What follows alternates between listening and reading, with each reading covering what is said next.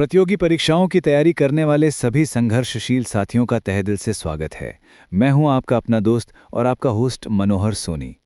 दोस्तों, पिछली कड़ी में हमने अपने ही घरों में अपनी रसोई और स्नान घर में विज्ञान के चमत्कारों को खोजा था। हमने देखा कि कैसे भौतिकी, रसायन और जीव विज्ञान के नियम हमारे दैनिक जीवन का एक अभिन्न हिस्सा है। उस चर्चा के दौरान हमने जीपीएस का जिक्र किया था, वो तकनीक जो हमें हमारी मंजिल तक पहुंचाती है।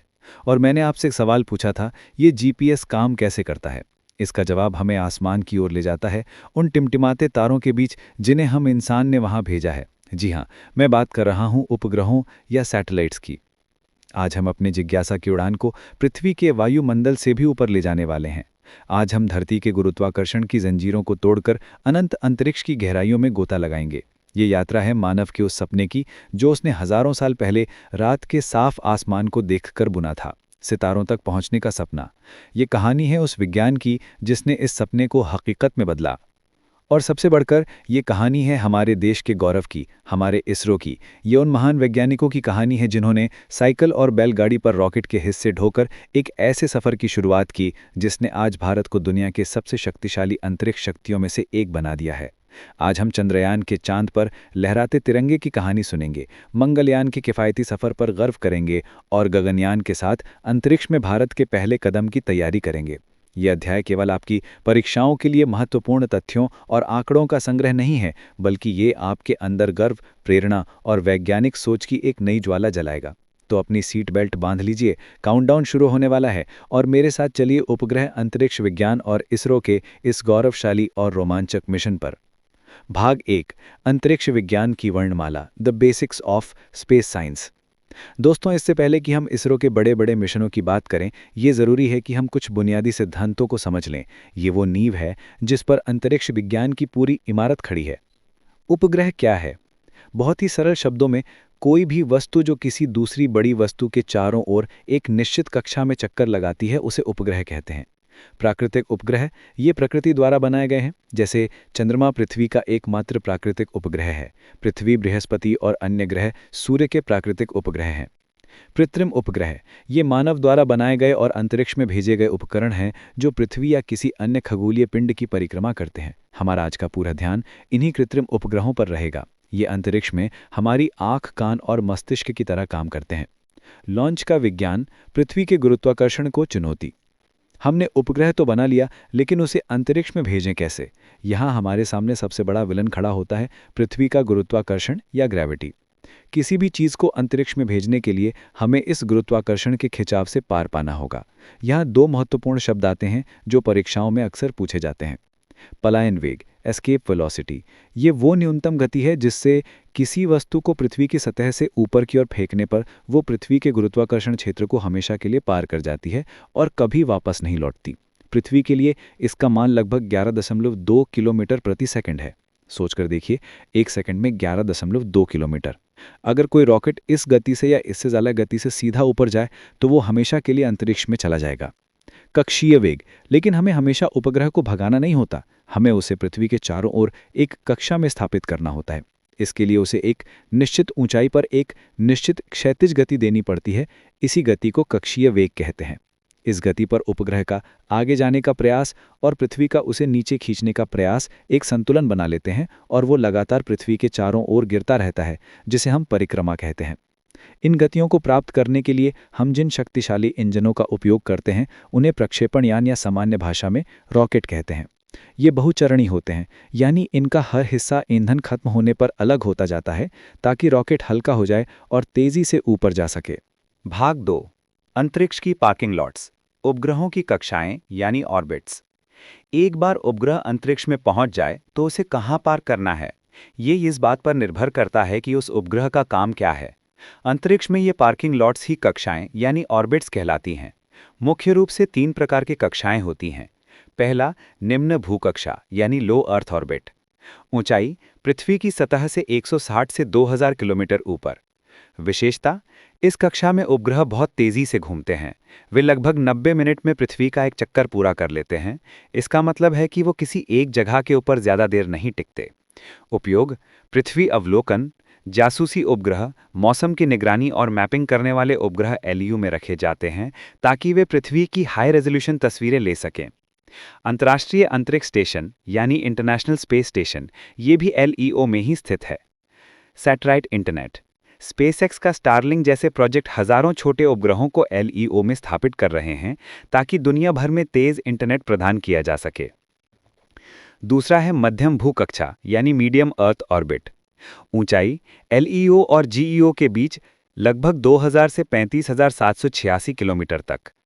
विशेषता, यहां उपग्रह एलईओ से धीमे लेकिन जीईओ से तेज घूमते हैं। उपयोग, नेविगेशन, ये कक्षा नेविगेशन प्रणालियों के लिए सबसे उत्तम है। अमेरिका का जीपीएस, रूस का ग्लोनास और भारत का अपना नाविक, इन सभी के उपग्रह एमईओ में ही स्थापित हैं। इस कक्षा से वे पृथ्वी के एक बहुत बड़े हिस्से को कवर कर सकते हैं। तीसरा है भूस्थिर कक्षा यानी जियो स्टेशनरी ऑर्बिट। ऊंचाई, ये एक बहुत ही विशिष्ट कक्षा है जो भूमध्य रेखा यानी इक्वेटर के ठीक ऊपर 35,786 किलोमीटर की निश्चित ऊंचाई पर होती है। विशेषता, इस कक्षा की सबसे खास बात यह है कि इसमें घूमने वाले उपग्रह का परिक्रमण काल ठीक 24 घंटे होता है, जो पृथ्वी के अपने अक्ष पर घूमने के समय के बराबर है। इसका परिणाम ये होता है कि ये उपग्रह पृथ्वी पर किसी एक बिंदु से देखने पर आकाश में स्थिर यानी स्टेशनरी दिखाई देता है। उपयोग, संचार उपग्रह, आपके घरों में डीटीएच टीवी का सिग्नल जीईओ उपग्रह से ही आता है। चूंकि ये स्थिर रहता है इसलिए आपके घर की छतरी यानी डिश एंटेना को बार बार घुमाना नहीं पड़ता। मौसम पूर्वानुमान, भारत के इनसाइट सीरीज के मौसम उपग्रह जीईओ में ही हैं, जिससे वे लगातार भारत और उसके आसपास के मौसम पर नजर रख सकते हैं। भाग 3, भारतीय गौरव की गाथा, इसरो का उदय। अब आते हैं उस कहानी पर जिसे सुनकर हर भारतीय का सीना गर्व से चौड़ा हो जाता है, हमारे भारतीय अंतरिक्ष अनुसंधान संगठन यानी इसरो की कहानी। एक सपने की शुरुआत। इस कहानी के नायक हैं डॉक्टर विक्रम साराभाई, जिन्हें भारतीय अंतरिक्ष कार्यक्रम का जनक कहा जाता है।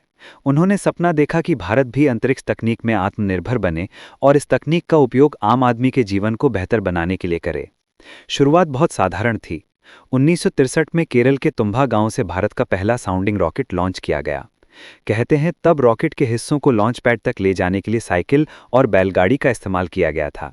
इन्हीं संघर्षों के बीच 15 अगस्त 1969 को इसरो की औपचारिक स्थापना हुई। भारत के बाहुबली, इसरो के प्रक्षेपण यान यानी लॉन्च व्हीकल्स।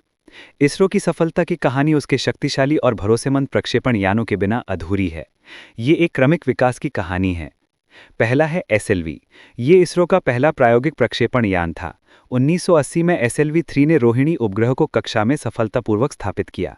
इस मिशन के डायरेक्टर कोई और नहीं बल्कि हमारे पूर्व राष्ट्रपति डॉक्टर APJ अब्दुल कलाम थे। इस सफलता ने भारत को उन चुनिंदा देशों के क्लब में शामिल कर दिया जिनके पास अपनी लॉन्च क्षमता थी। दूसरा है ASLV, ये SLV का उन्नत संस्करण था जिसे ज़्यादा वजन ले जाने के लिए बनाया गया था। शुरुआती असफलताओं के बावजूद इससे इसरो ने बहुत कुछ सीखा। तीसरा है PSLV, ये इसरो का वर्क हॉर्स यानी सबसे भरोसेमंद और सफल प्रक्षेपण यान है। इसने चंद्रयान 1 और मंगलयान जैसे ऐतिहासिक मिशनों को लॉन्च किया। ये अपनी विश्वसनीयता और किफ़ायती होने की वजह से दुनिया भर में प्रसिद्ध है। PSLV की लगातार सफलताओं ने इसरो को वैश्विक लॉन्च सेवा बाजार में एक मजबूत खिलाड़ी बना दिया है। चौथा है GSLV, ये भारत का सबसे शक्तिशाली रॉकेट है। इसे भारी संचार उपग्रहों को भूस्थिर कक्षा यानी GEO में स्थापित करने के लिए विकसित किया गया है। GSLV की सबसे बड़ी चुनौती थी क्रायोजेनिक इंजन का विकास, जिसमें अत्यधिक ठंडे तापमान यानी -183 डिग्री पर ऑक्सीजन और -253 डिग्री पर हाइड्रोजन का ईंधन का उपयोग होता है। अमेरिका और अन्य देशों के इनकार के बाद इसरो के वैज्ञानिकों ने स्वदेशी क्रायोजेनिक इंजन बनाकर एक ऐतिहासिक उपलब्धि हासिल की। इसका सबसे उन्नत संस्करण है GSLV Mk3, जिसे अब LVM-3 कहा जाता है। इसी बाहुबली रॉकेट ने चंद्रयान 2 और चंद्रयान 3 को लॉन्च किया था। भाग 4, सितारों से आगे, इसरो के ऐतिहासिक मिशन। इसरो ने अपने प्रक्षेपण यानों का उपयोग करके कुछ ऐसे मिशनों को अंजाम दिया है जिन्होंने दुनिया में भारत का डंका बजा दिया। पहला, चंद्रयान मिशन, चांद पर तिरंगा। चंद्रयान 1 2008, ये भारत का चांद पर पहला मिशन था। ये एक ऑर्बिटर मिशन था, लेकिन इसकी सबसे बड़ी और ऐतिहासिक खोज थी चांद की सतह पर पानी के अणुओं यानी वाटर मॉलिक्यूल्स की मौजूदगी की पुष्टि करना। इस खोज ने दुनिया का चांद को देखने का नजरिया ही बदल दिया। चंद्रयान 2 2019, ये एक बेहद महत्वाकांक्षी मिशन था जिसमें ऑर्बिटर, लैंडर विक्रम और रोवर प्रज्ञान शामिल थे। ऑर्बिटर आज भी सफलतापूर्वक चांद का चक्कर लगा रहा है और डेटा भेज रहा है। हालांकि लैंडर विक्रम सॉफ्ट लैंडिंग के दौरान अंतिम क्षणों में संपर्क टूटने के कारण क्रैश हो गया। लेकिन जैसा कि इसरो कहता है, ये असफलता नहीं बल्कि एक सीख थी।